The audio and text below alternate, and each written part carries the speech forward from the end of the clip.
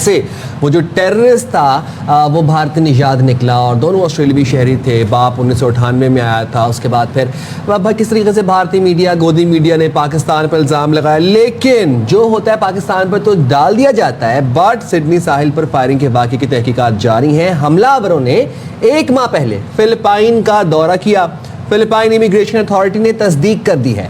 फिलिपाइनी हुकाम का कहना है दोनों हमलावर नवंबर में मनीला आए। दोनों हमलावर 1 नवंबर से 28 नवंबर तक मनीला में थे।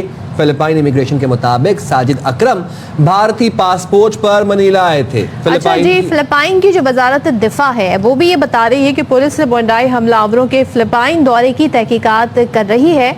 और ऑस्ट्रेलियावी मीडिया ये दावा किया था ऑस्ट्रेलियावी मीडिया ने कि दोनों हमलावर साहिल पर हमले से कबल अस्करी तरबियत हासिल करने की गर्ज से फिलिपाइन गए थे। तो ये तो बहुत ज़्यादा जी तहकीकात में इंकशाफात सामने आए हैं और इससे मालूम होता है जी कि भारत का जो चेहरा है वो किस तरह बेनकाब हुआ। और पता चल गया जी भारतीय जो मीडिया है बिना किसी तहकीक के, बिना किसी इन्वेस्टिगेशन के, वेरिफिकेशन के खबर चला देता है और हर खबर का ताना बाना वो पाकिस्तान से जोड़ देता है। उन्होंने नवीद जो पाकिस्तानी ऑस्ट्रेलिया में बसते हैं उनकी तस्वीर चला दी। उनको फिर आना पड़ा सोशल मीडिया पर, बताना पड़ा कि मैं वो शख्स नहीं हूँ जिसने ये दहशतगर्दी की कार्रवाई की है।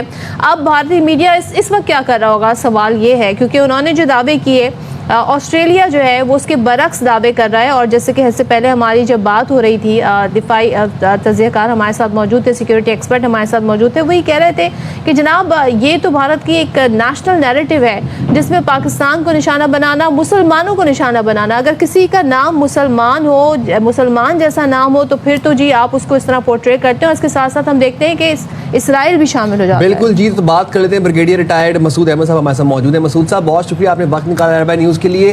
कल तक तो ये तमाशा चल रहा था कि भारतीय गोदी मीडिया यरूशलेम पोस्ट को सोर्स आउट कर रहा था, क्रेडिट दे रहा था सारी खबरों के, और वो जो थे वो भारतीय मीडिया को क्रेडिट्स दे रहे थे। आज अब फिलिपाइन इमिग्रेशन के मुताबिक साजिद अकरम भारतीय पासपोर्ट पर मनीला आए थे, जहां पर वो दौरा करते रहे, वहां पर तरबियत हासिल करते रहे। कितना बड़ा झूठ था ये भारतीय मीडिया की जानिब से, जो कि अब बेनकाब हो चुका है। जी हाँ, देखें कि जिस तरीके से वो चीख से उस वक्त निकल रही थी, शुरू में जिस तरीके से उन्होंने डाइवर्ट करने की कोशिश की अटेंशन, और सारा उन्होंने मलबा पाकिस्तान पर डालने की कोशिश की, और उसके बाद अब जब ये चीज़ें एस्टेब्लिश हुई हैं तो मेरे ख्याल में और इंडिया फर्दर एक्सपोज होता जा रहा है।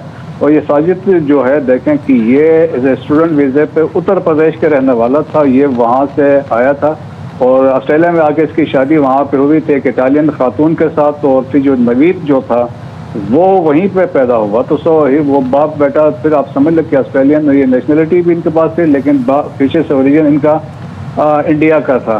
सेकंड ये है कि देखें कि इनकी जो गाड़ियों से जो फ्लैग जो मिले थे वो दाइश के मिले हैं। तो पास में इंडिया का एक लिंक रहा है दाइश के साथ, और अगर आप इसको रिसर्च करेंगे तो वो लिंक एस्टेब्लिश होता है। Ajit Doval was the man who was instrumental ये तो एशिया में लाने में, और स्पेशली इनकी जो प्रेजेंस है अफगानिस्तान में। अगर आपको याद हो तो जो श्रीलंका में जो अटैक्स हुए थे, जिनमें उनके टेम्पल्स पे, मंदिरों पे हमले हुए थे और बहुत सारे श्रीलंकन्स मारे गए थे, उसमें भी साउथ इंडिया के मुसलमान उसमें इन्वॉल्व थे, और वो सारे तमिलनाडु के थे, और तमिलनाडु में उनकी ट्रेनिंग हुई थी। सिमिलरली अफगानिस्तान में करज़ई की हुकूमत के दौर में कुछ एक वहाँ पे दाइश के कैंप पर रेड हुआ, तो कुछ लोग 3 खवातीन पकड़ी गई थी, वो भी साउथ इंडिया की थी, रॉ की थी, एंड दे वर देयर, वहाँ पे वो पैसे डिस्ट्रीब्यूट कर रही थी। वो फॉरेन पॉलिसी मैगजीन ने आज से चंद साल पहले एक स्टोरी कैरी की थी, और उन्होंने लिखा था कि Indians and central Asians are the new face of Islamic state. So अब ये पॉसिबिलिटी आप रूल आउट नहीं कर सकते हैं, बिहाइंड ये रॉ के लोग थे, रॉ इनको यूज कर रहा था और करके एक मलबा डाल रहे थे पाकिस्तान पे, मुसलमानों पे। सो एक वो लिंक एस्टेब्लिश हो रहा था। और देखें ब्रिगेडियर साहब, मुझे एक चीज़ बताइएगा, जब इस तरह के वाक़ात में अगर कोई ऐसे शख्स मुलव्विस हो जिसका ताल्लुक़ हो जी, अब जैसे कि बताया जा रहा है इंडिया से नहीं हो लेकिन पाकिस्तान से हो, खुदा न खास्ता, या अफगानिस्तान से हो, या किसी और ऐसी मुस्लिम कंट्री से हो, रिएक्शन बड़ा स्ट्रॉन्ग आता है आलमी बरादरी का।